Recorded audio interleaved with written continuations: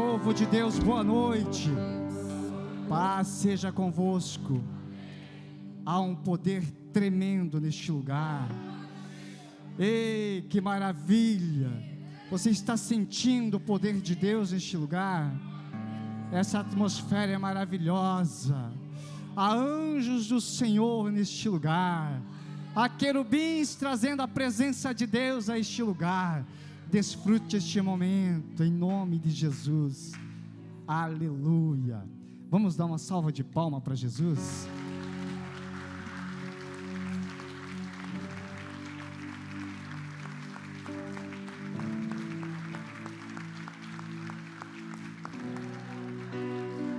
Glória a Deus, glória a Deus, aleluia.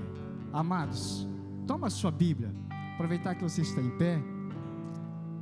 Vamos fazer menção de uma palavra esta noite. Abra no livro de Ezequiel, profeta maior Ezequiel, no capítulo 2, nós vamos ler um versículo, o primeiro versículo do capítulo 2, profeta maior Ezequiel, capítulo 2, primeiro versículo. Amém? Que louvor maravilhoso! O céu baixou a este lugar, Deus inclinou os ouvidos e ouviu esta adoração. Agora prepare o teu coração, porque há uma mensagem de Deus para planear, para preparar, para trazer a vontade de Deus até o meio do povo, até o centro do nosso coração. Versículo 1 diz assim: Ele me disse: Filho do homem, fique em pé, pois eu vou falar com você. Vamos ler o 2 também, que diz: Enquanto ele falava, o Espírito entrou em mim e me pôs em pé, e eu ouvi aquele que me falava. Amém? Pai querido, obrigado, Senhor. Já sentimos a sua presença neste lugar, Pai, e pela tua misericórdia, Pai, revela a tua vontade nesta noite, para que possamos, Pai, aplanar o nosso caminho, para andar na tua verdade, meu Pai querido. Em nome de Jesus, Pai, nós não vamos nos explicar, porque assim como este louvor foi sem explicação, o Senhor não pediu explicação, apenas nos amou, e nós nesta noite nos rendemos, Pai, pedindo: fica conosco, Pai, derramando da tua glória, da tua graça sobre este lugar, e revela, Pai, ao nosso coração a tua palavra, para que possamos, meu Deus, andar na tua presença, Senhor, em nome de Jesus, amém. Pode se assentar. Glória a Deus, aleluia. Gente, o louvor, essa noite, um dos louvores foi ali: a noite é fria sem a sua presença. É mais ou menos isso que a palavra nos fala esta noite. O profeta Ezequiel, para quem conhece bem a história dele, vamos relembrar um pouco. Para quem não conhece, vai ficar conhecendo hoje. Profeta Ezequiel, ele é filho de Buzi, seu pai, sacerdote de Israel. Para quem tem um pai com um nome desse, já tem um fardo na vida, né? Buzi, já é um problema, né? Buzi significa desprezo, ou desprezado por Javé, é um problema grande.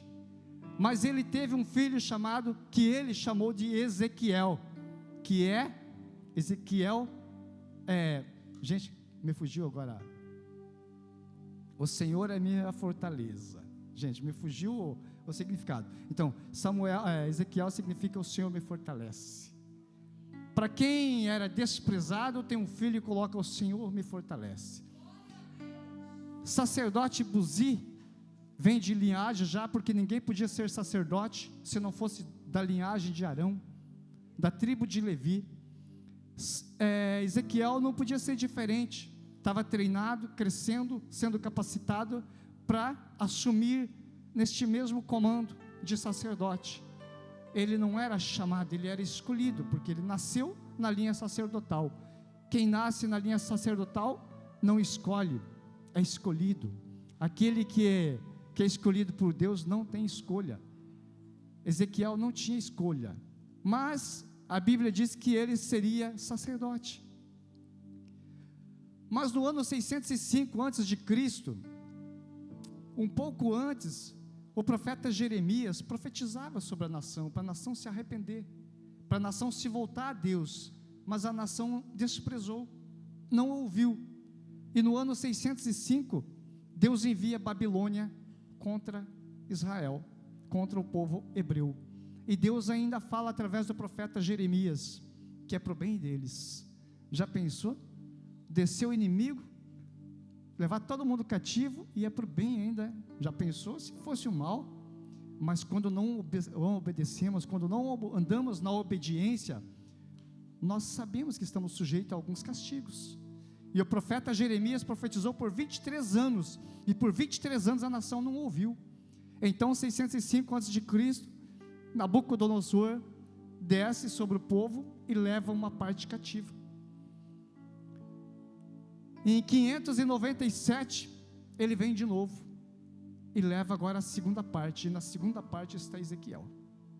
Na segunda leva está Ezequiel. Na primeira está 4 que nós conhecemos bem, que é Daniel, Misael, Azarias e quem conhece Sadraque, Mesaque e Abednego, esse nome sempre me foge,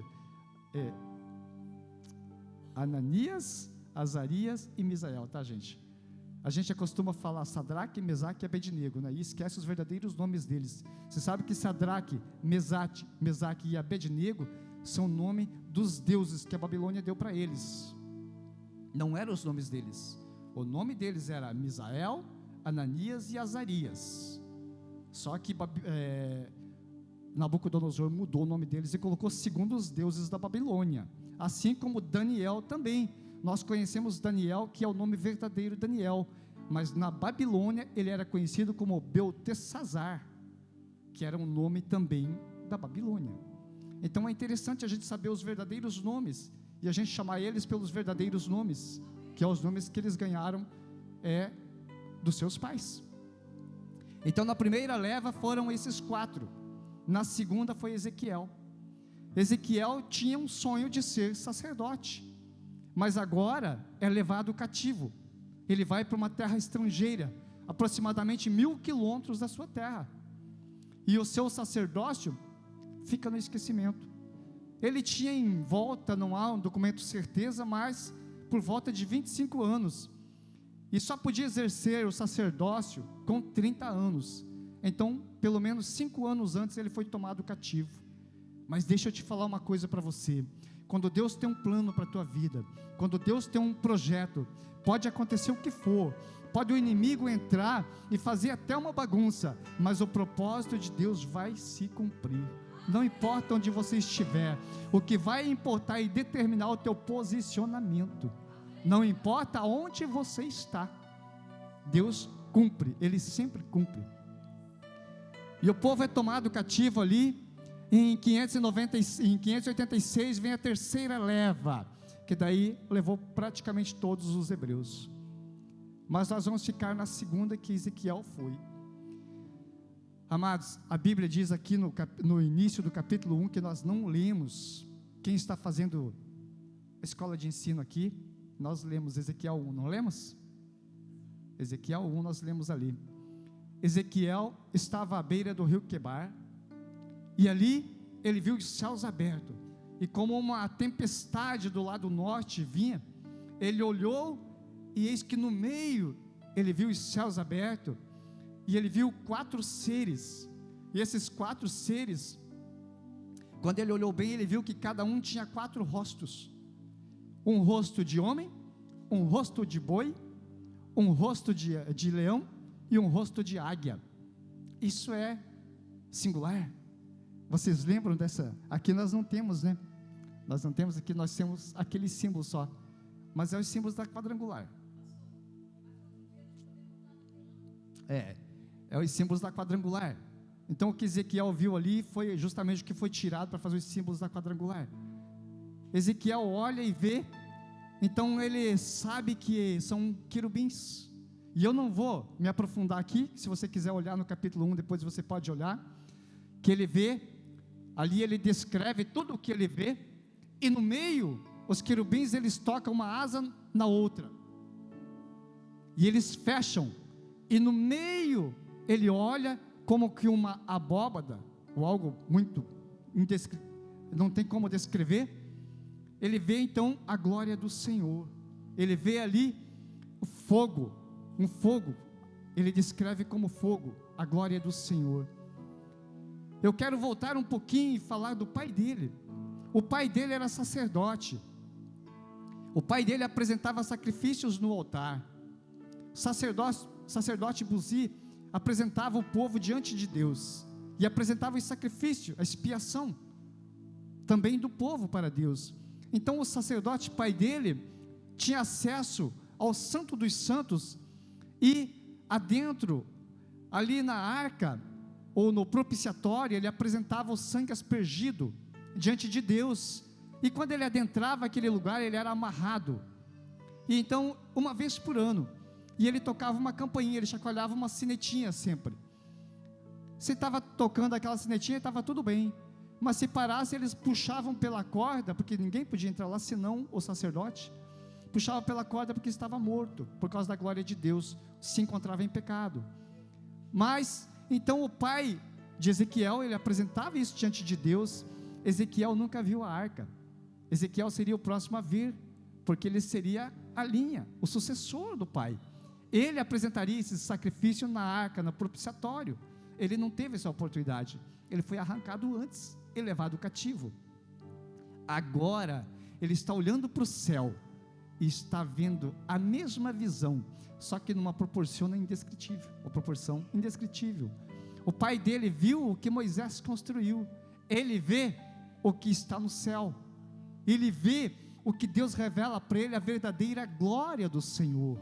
Os querubins que há na arca, se você olhar ali, tem 2 querubins, uma asa toca na outra, e a glória do Senhor desce no meio dos querubins. E quando a glória de Deus descia ali, e o sacerdote saía vivo, então ele se alegrava, é porque haveria ano de paz e de grande prosperidade. O pai dele via isso, mas ele viu muito maior que isso. Ele olhou para o céu e Deus se revelou a Ezequiel. Mas deixa eu te falar uma coisa, para nós vermos a glória de Deus, para nós vermos as maravilhas do Senhor, para o Senhor se revelar para nós, nós precisamos nos posicionar. A Bíblia diz que ele estava há 5 anos já no cativeiro. Se você ler no primeiro capítulo, você vai ver que ele fala que há 5 anos, no 5º ano de cativeiro que ele estava, então ele olha e vê, no 5º ano, e a Bíblia diz que Deus fala para ele, que nós acabamos de ler, que fala para ele: filho do homem, põe-se em pé. Você pode até estar prostrado diante de uma situação. Ele estava escravo, ele estava naquele momento cativo, mas Deus chega e fala para ele: põe-te em pé. Imagina o que ele passou durante esses 5 anos, mas ele se manteve fiel, apesar de ele estar, quem sabe, triste, abatido pela situação, perguntando para Deus por que ele estava ali, mas Deus chega e fala para ele: põe-te em pé, e imediatamente o Espírito entrou nele e pôs ele em pé.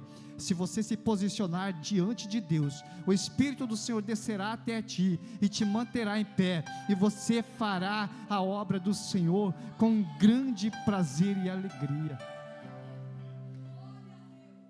Você espera um milagre de Deus? Você está buscando o milagre de Deus? Permaneça na posição, em pé, permaneça na posição esperando. Pastor, mas eu estou cativo numa situação difícil. Pode estar cativo o teu corpo, mas a tua mente, o teu coração tem que estar em pé diante de Deus, esperando que a qualquer momento virá a libertação, que a qualquer momento o Senhor enviará o seu anjo para te libertar e entregar nas tuas mãos aquilo que você espera. Ezequiel estava ali, mas Ezequiel não devia estar ali. Mas nós andamos com a igreja, nós andamos com Cristo, e muitas vezes pagamos o preço pelos pecados de alguns que estão em nosso meio. Na verdade, que muitas vezes a igreja é mal falada, mas é por alguns, não é por todos, é por causa de alguns, mas a igreja é mal falada. Nós entramos na rota. Ezequiel estava assim, O povo foi avisado 23 anos e não se rendeu ao Senhor, foram levados cativos. Ezequiel foi junto. Ezequiel tinha um plano, ele tinha um propósito, e ele estava agora cativo, mas Deus tem um propósito para ele lá dentro. Não importa se você está numa situação difícil agora, continue fiel. Deus tem um propósito para você na situação em que você está. Se você está onde você está, creia que Deus vai te usar, é onde você está mesmo. Muitas vezes nós esperamos vir alguém de fora para trazer uma palavra de bênção, esperamos um pastor renomado, um pregador renomado, esperamos músicos de fora, renomados no mundo aí, para cantar e trazer a presença do Senhor. Não, o Senhor quer usar quem está dentro. Quem está dentro, não precisa vir de fora, não espere de fora, glorifique a Deus se vier, mas espere que Deus vai levantar de dentro, e esse de dentro pode ser você,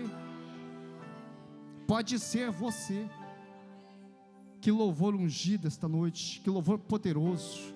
Poderia ter cantores de fora cantando, poderia, mas a manifestação do poder de Deus não depende disso. A manifestação do poder de Deus depende da pessoa se sujeitar a Deus, e Deus opera, é na humildade, é nos que buscam com todo o coração. O que te impede você de estar na presença de Deus? Ezequiel estava cativo, e ele estava cabisbaixo. Deus diz: põe-te em pé. O que está entre você e Deus? Se nós voltarmos um pouco antes do povo, lá quando saiu do Egito, ou antes dele sair do Egito, você vai ver que Deus fala para Moisés.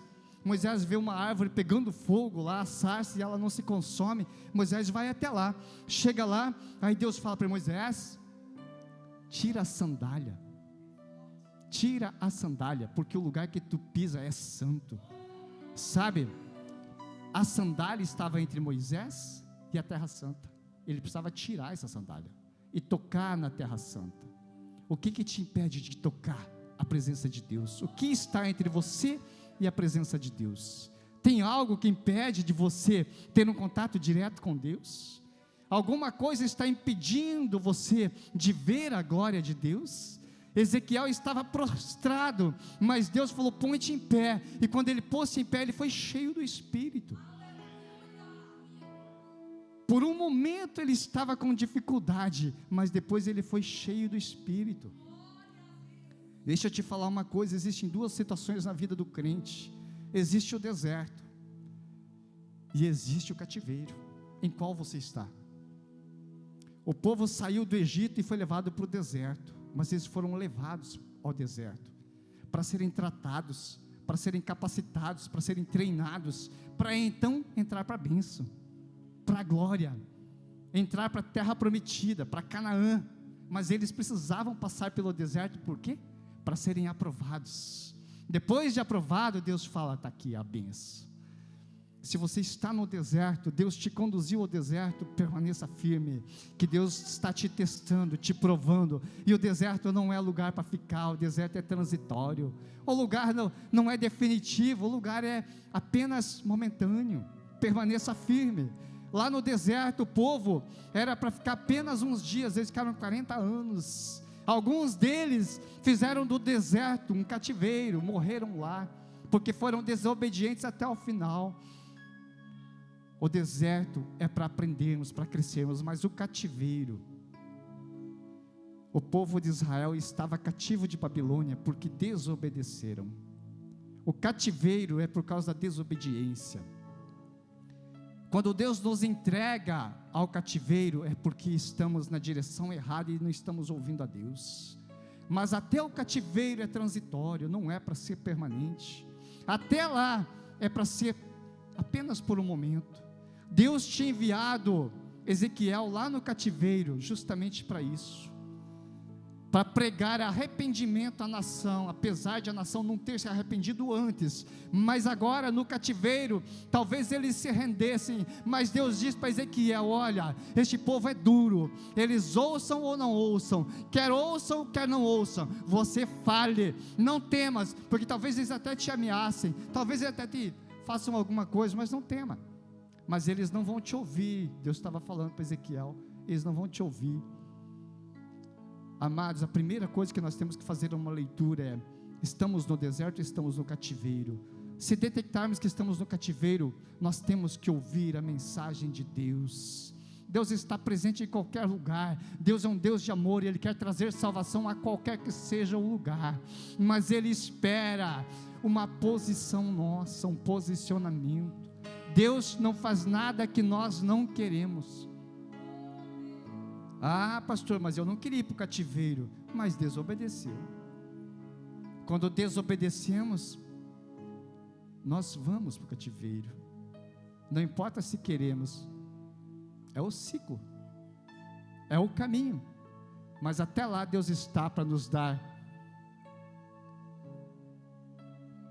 palavra de ânimo. Até ali Deus está para nos levantar o ânimo e dizer: ainda há uma oportunidade. Deus fala para Ezequiel: põe-te em pé e eu falarei contigo. E ali Ele instrui Ezequiel a falar para a nação, ao povo rebelde, ao povo duro, aos filhos desobedientes. Mas Ele fala: quer eles te ouçam, quer não ouçam. Ou seja, Deus estava falando: eles não vão te ouvir, porque Jeremias pregou por 23 anos e eles não ouviram. Agora é que eles não vão ouvir. Tem horas que Deus tira para poder tratar conosco. Como eu falei, no deserto Deus deu tudo para eles, e eles ainda assim fizeram do deserto um cativeiro, e muitos morreram lá. Foram para a terra prometida, por um tempo foram obedientes, mas quando eles tinham tudo, eles começaram a desobedecer, e então Deus traz o cativeiro para a vida deles. Quando Deus dá e desobedecemos, Deus tira para tratar de nós. Deus não é mal, não há maldade em Deus, mas Deus é sabedoria. Quando você quer disciplinar o teu filho, o que você faz? Tira o celular? Tira o computador? Deus faz a mesma coisa. Tem alguma coisa que está afastando você de Deus? Toma cuidado, Deus vai tirar. Veja o que está afastando você de Deus, Deus vai tirar. Pastor, você está profetizando coisa ruim para a minha vida. Não, eu estou profetizando coisa boa. Você vai se aproximar de Deus, mas você pode começar agora a remediar esse negócio. Falar: espera aí, eu quero um milagre de Deus, esse negócio está me afastando de Deus, deixa eu deixar ele de lado um pouquinho, deixa eu buscar a presença de Deus agora. Se você ler lá no capítulo 8 de Ezequiel, vamos lá no 8, eu quero recorrer um pouquinho aqui no 8, para nós fecharmos aí com chave de ouro. No capítulo 8 fala bem assim, ó: no 5º dia do 6º mês, do 6º ano, um ano depois que Deus tinha se manifestado a Ezequiel,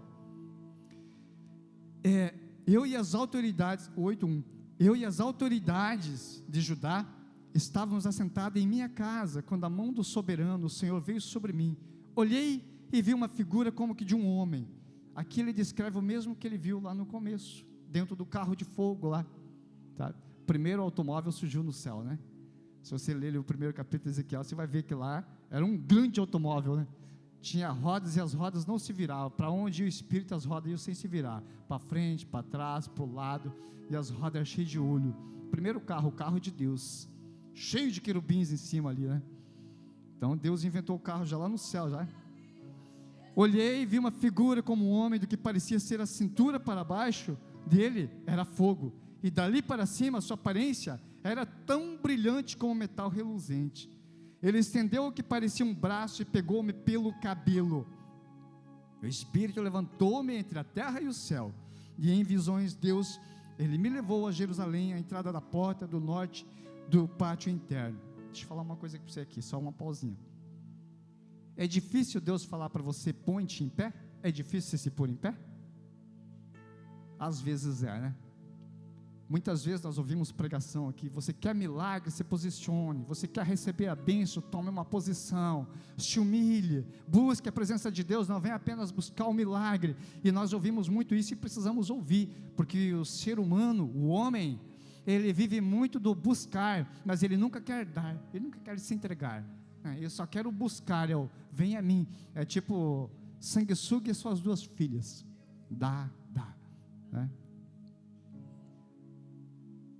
Então Deus fala para Ezequiel, põe-te em pé. Pôr em pé é difícil, então espera. Que no capítulo 8 ele pega Ezequiel pelo cabelo.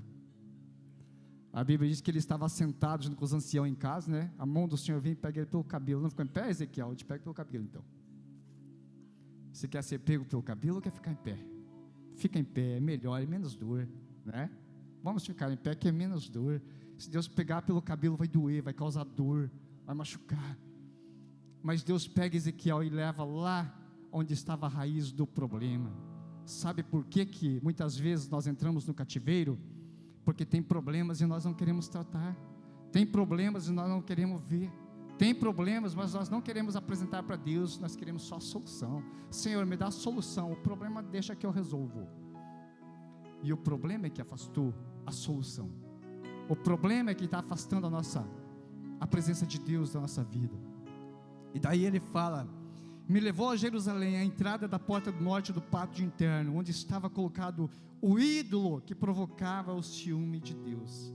Deus tem ciúme? Olha, Deus tem ciúme. Deus tem ciúme de você. A Bíblia diz que o Espírito Santo tem ciúme de você. Se você colocar algo entre você e Deus, isso provoca ciúme em Deus, porque Deus nos fez para sermos seus adoradores, para sermos família dele, não para sermos adoradores de deuses estranhos. Se colocarmos algo entre nós e Deus, há uma relação cortada ali, não é por parte de Deus, é por nós. E ali, dali em diante estava a glória de Deus de Israel, e ali, diante de mim, estava a glória do Deus de Israel, como na visão que eu havia tido na planície, lá no começo. Então ele me disse: filho do homem, olhe para o norte. Olhei para o lado norte e vi junto à porta do altar o ídolo que provoca o ciúme de Deus. E ele me disse: filho do homem, você vê o que estão fazendo? Amados, eu vou falar uma coisa que é bem verdade entre nós. Nós pegamos o celular e nós ficamos horas mexendo no celular, não é verdade? É verdade, não é uma mentira. Todos nós fizemos. Alguém aqui não faz? Tem um santo aqui? Achei que ia ter um santo aqui. Não tem, né? Não, mas infelizmente o celular tem sido um ídolo para a nossa vida hoje, para a nossa geração, porque nós gastamos 2, 3 horas mexendo no celular e não gastamos 5 minutos orando. Orar é tão cansativo. Eu falo porque eu levanto de manhã para orar, meu Deus do céu, é uma luta, é uma batalha, e o olho fecha, e dá vontade de ficar dormindo, mas quando você tem que levantar para passear, mas levanta esperto, sai pulando já, né? Toma um banho, já fica ligado, mas você tem que orar. Meu Deus do céu, uma luta. Sair do quarto e ir até a sala é um parto, porque é espiritual. Tudo que o diabo quer é cortar isso, tudo que o diabo quer. E se tem uma coisa que nós não devemos cortar entre o homem e Deus, é o cordão umbilical, porque o cordão umbilical do nosso nascimento no céu, é através dele que vem o alimento para nós. Já viu quando uma criança nasce, né? Tem um cordãozinho lá, né? O médico vai, porque a partir dali não tem mais o alimento da mãe. A partir dali se vira. Se a mãe der, come. Se não der, não come. E nós temos um cordão umbilical ligado nos céus. Não é para viver sem buscar. Tem um canudinho lá, Deus envia lá, vem direto para o umbigo aqui. Não. Daí é cortado. Aí Deus corta também. Deus é um pai de amor, mas ele também é um pai que sabe disciplinar. Ele fala: tá só querendo? Vai buscar agora, vai trabalhar, vai se virar, vai granjar. Então Deus é um Deus que tem ciúme de nós. Se algo está interrompendo esta comunicação entre eu e Deus, eu preciso fazer esta leitura e cortar isso antes que entre no cativeiro, porque depois de entrar no cativeiro, aí fica difícil. Aí vai levantar um irmãozinho do meu lado e falar: meu irmão, você está em pecado, se arrependa. Fala: que é incircunciso, filisteu. Aí a gente não quer aceitar. Aí é difícil, não queremos aceitar. Aí nós vamos para a igreja: eu quero milagre, eu quero milagre, eu quero milagre. E Deus quer fazer o milagre, mas para fazer o milagre Deus precisa tratar. Para fazer o milagre, Deus precisa curar o problema, porque senão nós vamos virar uns pedintes, só queremos e não queremos entregar nada para Deus, e não é isso que Deus quer. Deus quer alguém que o busque espontaneamente, e a bênção virá sem pedir, porque Deus conhece o nosso coração, mesmo antes de nós pensarmos, Ele já sabe. Se há algo que nos impede de viver o milagre, o mover de Deus, nós devemos impedir isso. E você vai seguir lendo ali, você vai ver que Deus fala para ele: olha no muro há um buraco, e ele olha naquele buraco e Deus fala: abre este muro. Ele quebra o muro e atrás do buraco, ali está todo o problema. Sabe, nós vemos as coisas por uma janelinha, mas Deus já sabe lá na frente.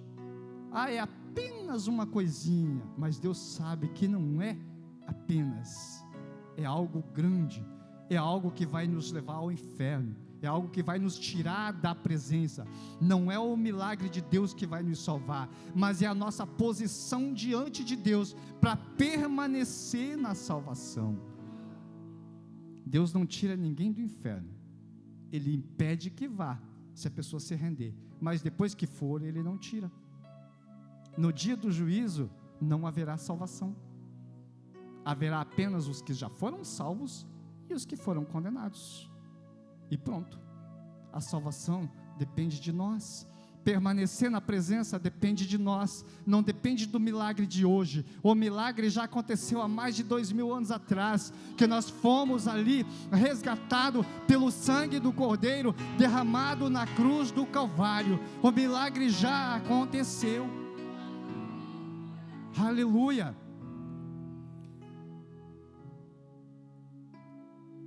Eu não sei qual a situação que você se encontra, se você vai fazer uma leitura, se você está no cativeiro ou se você está no deserto, mas eu quero te dizer que não importa onde você está, se você se manter na posição, Deus vai te resgatar onde quer que você esteja. Se você estiver no deserto como alguém que não deve nada, Deus é justo e fiel, Ele te permitiu para você ir lá no deserto, não no cativeiro. Ele te levou, permitiu que te levasse até lá, porque Ele tem um propósito de cumprir lá dentro, assim como Ezequiel. Não é porque você deve, é porque você vai cumprir algo ali dentro. Se você está no deserto, não tenha medo, permaneça fiel, que depois do deserto vem a Canaã, depois do deserto vem a terra prometida, depois do deserto vem a promessa, de onde emana leite e mel, é depois do deserto. Jesus Cristo foi para o deserto por 40 dias, o Filho de Deus também passou pela aprovação. Você não quer passar? Eu não quero passar? O Filho veio e passou, nós devemos passar também.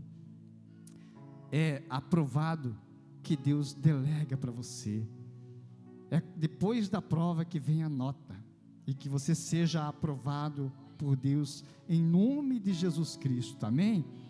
Coloca-se em pé, igreja, aleluia.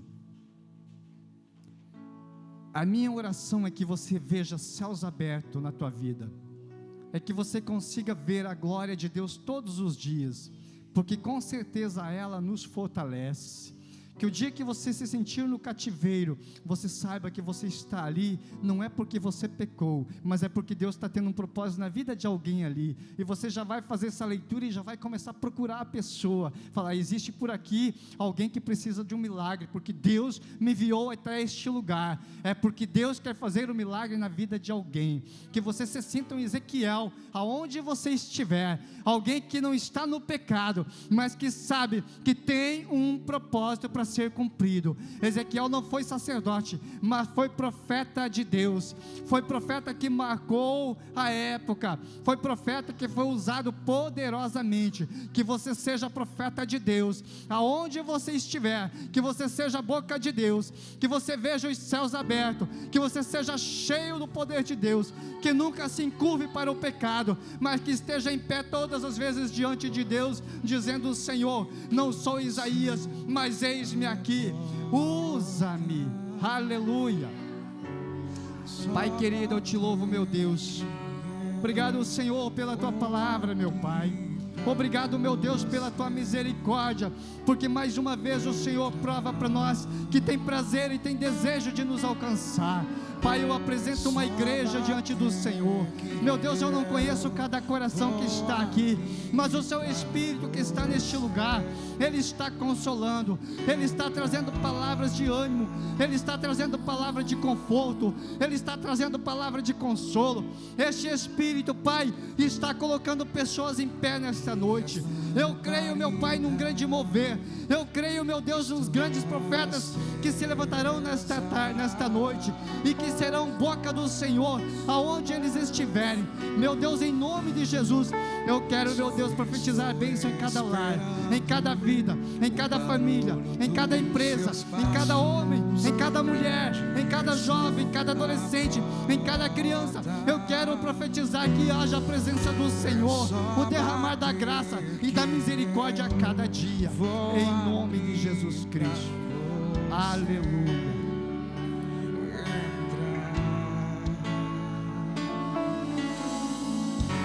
Só